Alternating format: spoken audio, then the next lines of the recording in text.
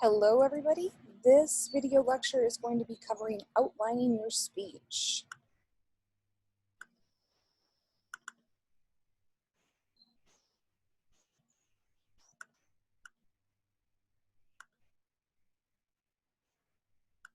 Sorry, having trouble getting to my slideshow viewer. Here we go.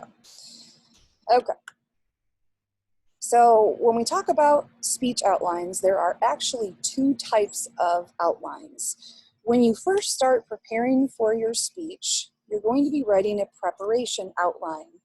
This is a detailed outline that you develop while you're preparing for your speech, and it's going to be written out in complete sentences, and it's going to look more like an essay that's broken down in either bullets or numbers.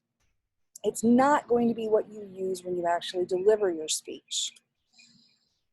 The contents of that preparation outline, you should have a title if it's applicable or if you so choose. You should include your specific purpose statements as we talked about in choosing the purpose and topic in that video lecture. You should also include your central idea. Now this gets a little confusing. I find that a lot of students will put their central idea at the top of the paper, but then they'll forget to actually integrate it into their speech. That central idea is part of your speech, and it should be in your introduction, generally near the end of the introduction, just like a thesis statement would be. You're also going to include your main points that are going to be riding on that central idea. The main points are going to be your major categories within your outline, and then in each main point, you will also have subpoints. So how are you going to support your main points? What are the details that you're going to use to ultimately make your argument or inform us on that particular topic? You also want to use connectives or transitions. How are you going to bridge the gap from one main point to the next? What's that sentence that you're going to use to show us the connection? You're also going to include a conclusion, and it should be written out completely. And then you also want to include a bibliography for any of the speeches that require sources or any outside sources, I should say. In this class, I'm only requiring that for your informative and your persuasive speech, but if you use any sources in any of the other speeches, you do still need to list those so that you're not having any copyright or plagiarism issues. Some guidelines for this particular outline: you want to make sure that you state the specific purpose, identify your central idea, and in the outline, I want you to specifically label your introduction. So use a header that says introduction, or once you get past that, body, main point 1, sub point 1, etc. However you want to do those little parts.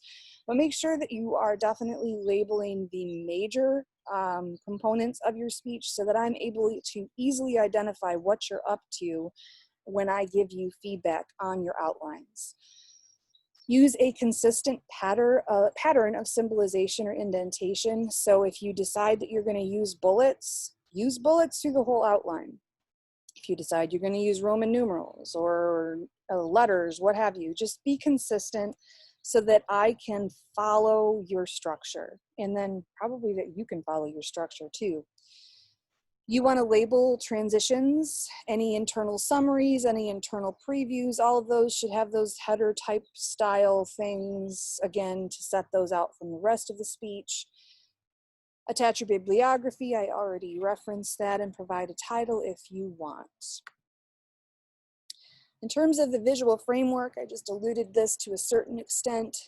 The visual framework is the symbolization and indentation that's showing the relationships between the ideas.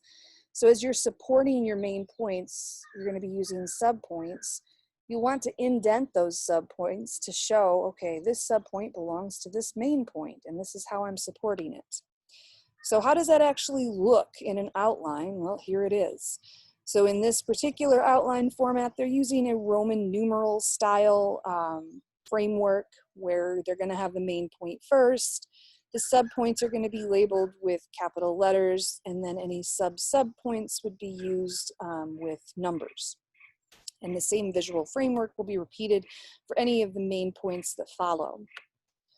Your bibliography, everybody should be familiar with what this is. It's a list of sources that's used in speech preparation. I don't ask that you guys put a bibliography in any particular format, MLA or APA.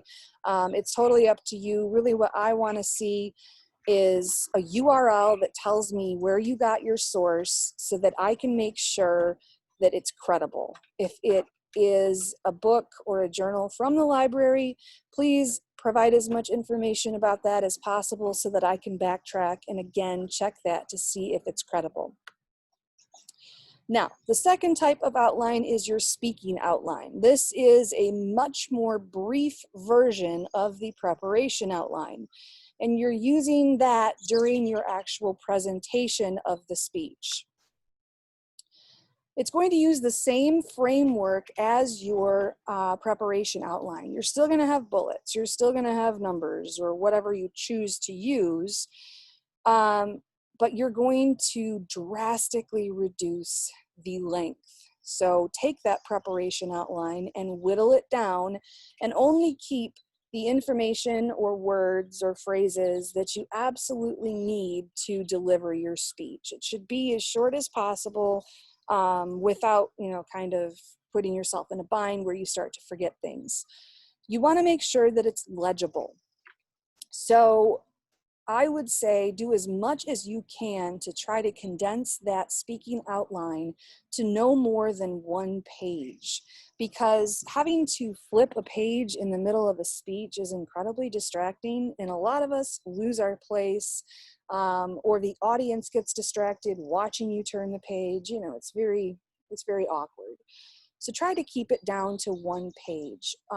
If you're using let's say a computer and you have your outline on the computer and you're recording yourself on your phone, try to get the outline to fit into 1 screen. So again, you're not having to scroll down and find your place, lose your place potentially.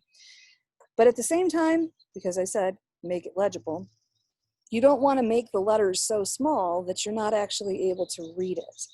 So it's going to have to be somewhere in the middle. You're going to have to find that sweet spot to be as brief as possible, but still make that outline legible, usable overall. And then when you're doing your speaking outline, you can also, or should also, include delivery cues. So if you're trying to remind yourself, like maybe you have a hard time remembering to use a gesture, or you forget to use pauses between your main points, put that in the outline. Put it in big, different looking words. It says, slow down, or pause for emphasis. Something to remind you within the speech that you want to do something and you need a little bit of extra help. And I jumped the gun. Delivery cues I just talked about, but they're just directions for delivering key parts of the speech. It can be about the nonverbal communication. It can be about body movements. It can be, anything that helps you deliver the speech. All right, so that is the end of our discussion about outlining, and you guys are going to want to make sure and follow those particular suggestions as you're putting your outline together. The outline that you submit to me as part of your assignment needs to be the preparation outline. I need to see your preparation outline in full, complete sentences. I want the entire introduction. I want the central idea. I want connectives, transitions. I want the conclusion. I want the full-blown outline. I want to see exactly how you plan on saying it in your speech. And then I will give you feedback on that preparation outline, and then you can start to whittle down after that. Once you've gotten my feedback, once you've considered how maybe you could improve things, then you'll whittle down to your speaking outline. So make sure, give me as much as you can for your outlines. It's going to help you. It's going to help your final speech, etc. And then I can give you as much as I can in terms of direction and assistance. If you have any questions, let me know. There is plenty more information in your textbook. There are a ton of example outlines available in there so that you can see what they should look like. So definitely review your textbook as well, and good luck. Thanks, everybody. Bye-bye.